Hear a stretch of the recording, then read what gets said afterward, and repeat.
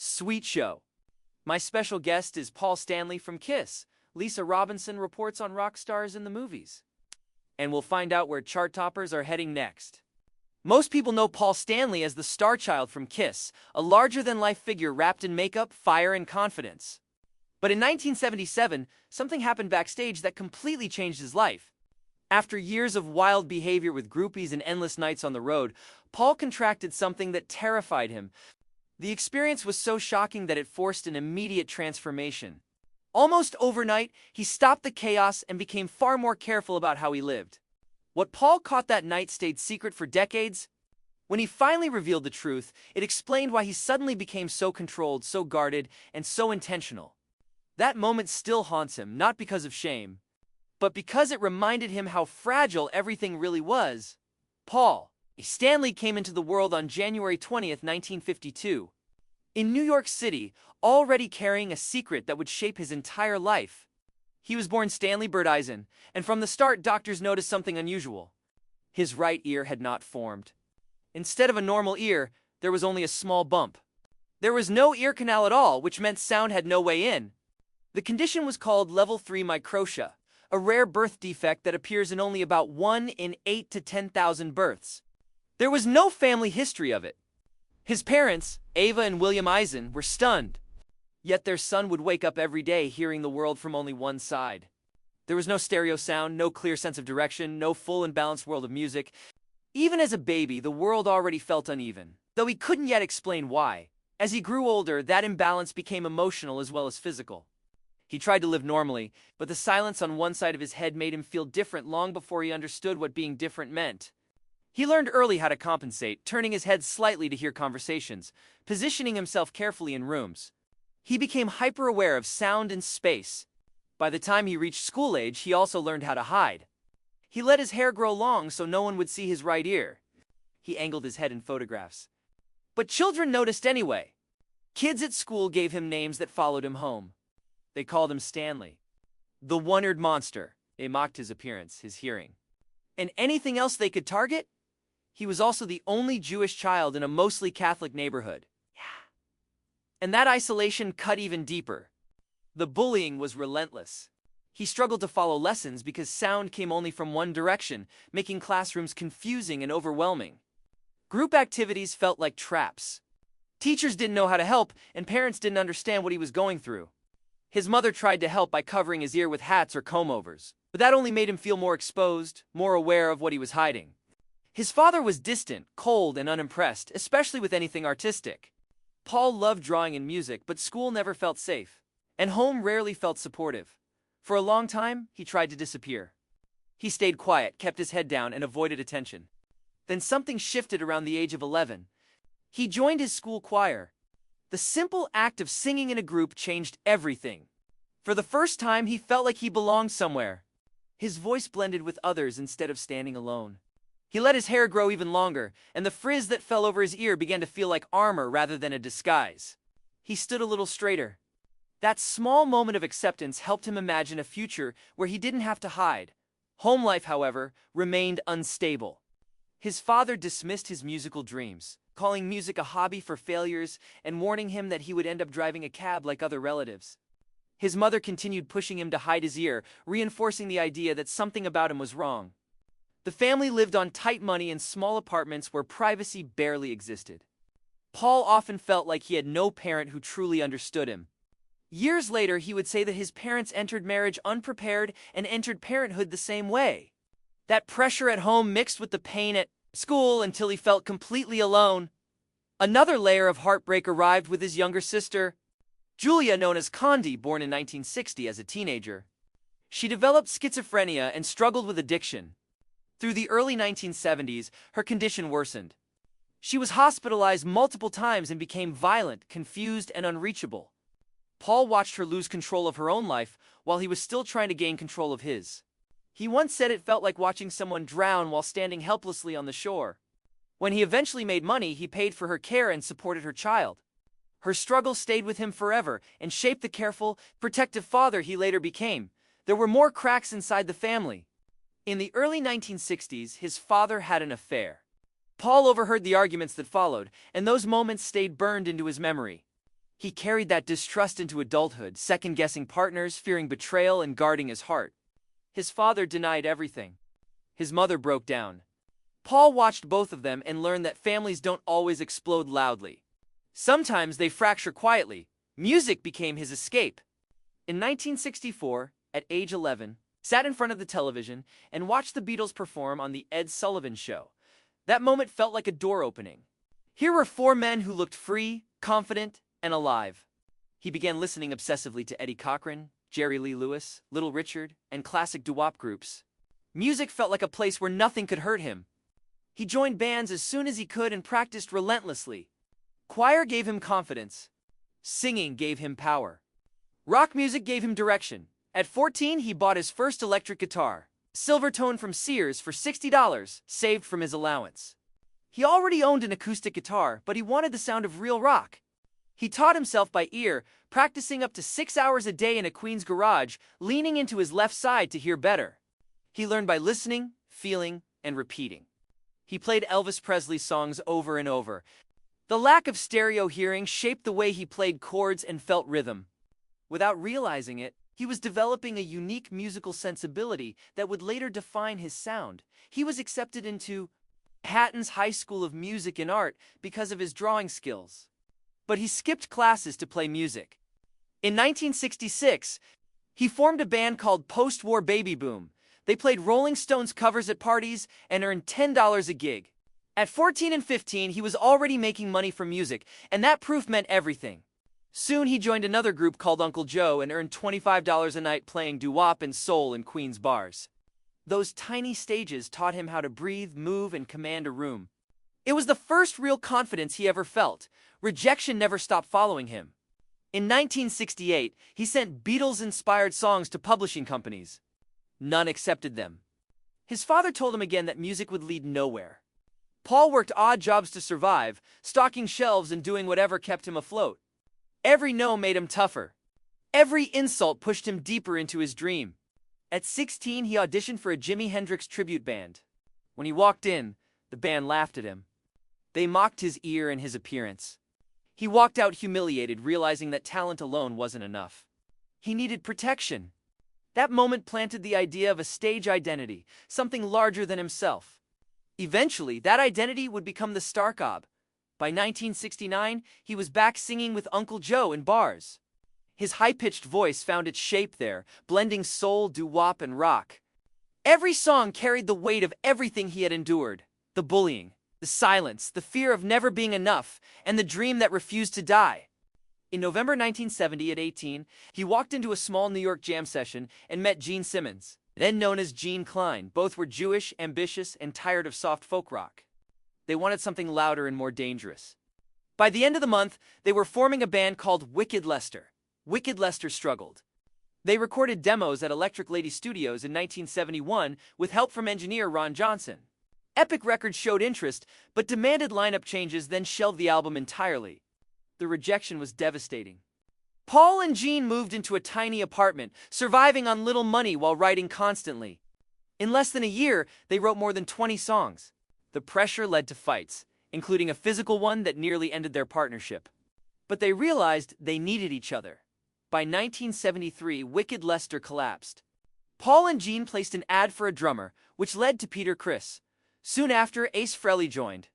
Together, they created Kiss in a Hell's Kitchen loft. Inspired by comic books and kabuki theater, Paul pushed the idea of makeup and characters. He became the Starchild, with a star over his right eye that subtly drew attention away from his ear.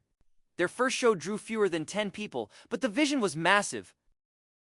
Casablanca Records signed them in late 1973, and Kiss released their debut album in 1974. Success came slowly, but touring built momentum. Alive in 1975 changed everything, followed by Destroyer in 1976. By 1977, Kiss was earning millions. That same year, Paul's backstage encounter with an STD terrified him and forced a lifestyle shift. He became more cautious, more business-focused, and more disciplined. Through the late 1970s and 1980s, Kiss experienced massive highs and painful lows. Lineup changes, addiction, lawsuits, and creative missteps nearly destroyed the band. Paul often became the stabilizing force, pushing forward when others drifted. In 1983, Kiss removed their makeup on MTV, reviving their career. Albums like Lick It Up and Crazy Nights brought new fans, even as old ones questioned the changes. In the 1990s, grief struck hard. Drummer Eric Carr died in 1991, and Paul poured that pain into the album Revenge. Reunion tours brought huge money but also renewed tension. By the late 1990s, Paul felt emotionally drained. Yet in 1999, he stepped into a new role that changed him again, the Phantom, in The Phantom of the Opera, wearing a mask.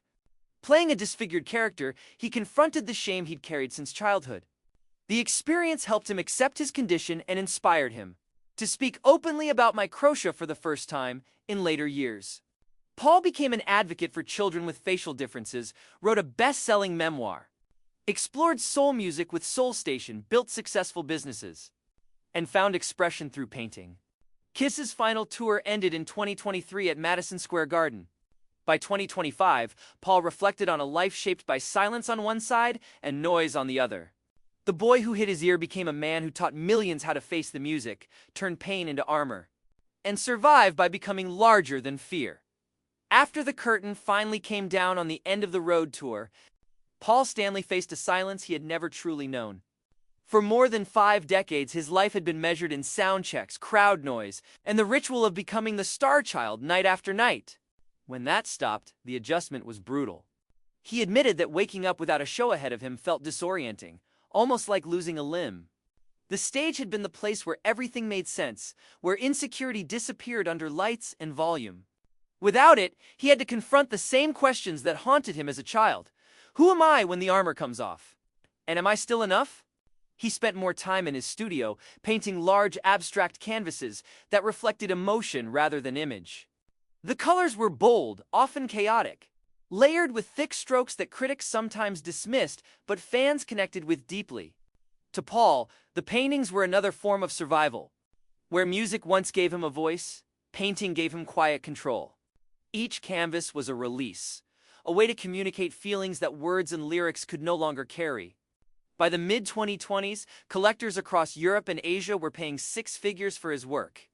And while critics debated its artistic merit, Paul felt something more important: freedom from needing approval. At the same time, he leaned more heavily into philanthropy. His involvement with About Face grew from quiet donations into active participation. He spoke to parents of children born with facial differences, telling them the things he wished someone had told his own parents decades earlier. He talked about shame, isolation, and the long road toward self-acceptance. Letters poured in from teenagers who saw themselves in his story, kids who had been bullied, mocked, or told they were less than whole. Paul often said that if even one child felt less alone because of him, it mattered more than any platinum record. His relationship with Gene Simmons remained complicated to the very end. Decades of shared success never erased decades of conflict.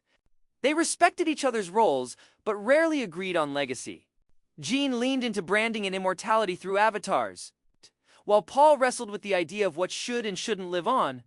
He was openly conflicted about digital versions of Kiss performing forever. Part of him understood the business logic, but another part felt uneasy about freezing something that had once been raw, dangerous, and human. He worried that without the flaws, the mistakes, and the sweat, Kiss risked becoming a museum piece rather than a living memory. As interviews piled up in the years after retirement, Paul became more reflective and less guarded. He spoke openly about fear, about how confidence had always been something he performed rather than felt. He admitted that the Starchild was never just a character for fans. It was protection for a boy who grew up hiding his ear in his pain. The makeup didn't just make him famous, it made him brave enough to stand in front of the world. Without it, he might never have survived the cruelty of childhood or the pressure of fame. Family became his anchor. As a father, he was determined not to repeat the emotional distance he experienced growing up. He attended school events, stayed present, and listened. He often said that success meant nothing if it cost you your connection to the people you love. Watching his children grow into themselves brought him a sense of peace that arenas never could. It also softened some of the anger he carried for so long, especially toward his parents. With age came understanding, if not complete forgiveness. The memories of his sister never left him. Her struggles remained one of the quiet tragedies of his life, something he rarely spoke about publicly but carried privately. He continued to support her child and spoke about mental illness with a sensitivity shaped by personal loss. He understood how quickly a life could unravel and how fragile stability truly is. That awareness made him cautious, deliberate, and deeply empathetic in ways fans didn't always expect from a rock icon. Looking back, Paul acknowledged his mistakes without romanticizing them. He spoke honestly about ego, about pushing bandmates too hard, about moments where control mattered more than compassion. He didn't deny the damage done by addiction within the band, or the times business decisions overshadowed humanity. But he also refused to apologize for ambition. Without that relentless drive, Kiss would never have existed. Survival, he believed, sometimes demands sharp edges. In quiet moments, Paul would still pick up a guitar and sing the songs that shaped him long before Kiss existed. Old doo-wop melodies, soul standards, and early rock and roll filled his home. These were the sounds that first gave him confidence, before makeup, before pyrotechnics, before the world was watching. Singing them reminded him that his voice was always enough, even when the world told him otherwise. By the mid-2020s, Paul Stanley's legacy had shifted from spectacle to survival. He was no longer just the Starchild or the frontman of one of the biggest rock bands in history. He became a symbol of resilience, of turning physical difference into strength and pain into purpose. His story resonated far beyond music, reaching people who had never owned a Kiss record but understood what it meant to feel broken and keep going anyway. In the end, Paul Stanley's life wasn't defined by the ear he was born without, the makeup he wore, or even the millions of records he sold. It was defined by the refusal to disappear. From a bullied child in Queens to a global icon, his journey proved that identity can be built, confidence can be learned, and survival itself can become art. When the lights finally went out and the amplifiers fell silent, what remained was not just a legend, but a man who had spent his entire life learning how to stand in the noise and finally be at peace in the quiet. The quiet did not last forever. Even without touring, Paul found that creativity kept pulling at him, almost demanding motion. Ideas arrived in fragments, half-written lyrics, melodies that surfaced late at night, thoughts about identity and legacy that refused to stay buried.